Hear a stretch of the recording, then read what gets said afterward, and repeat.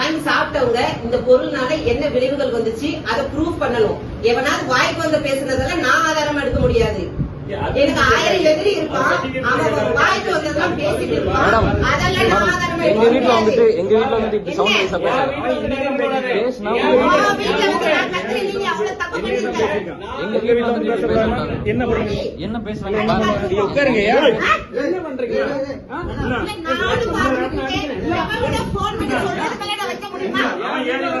வீட்டுல வந்து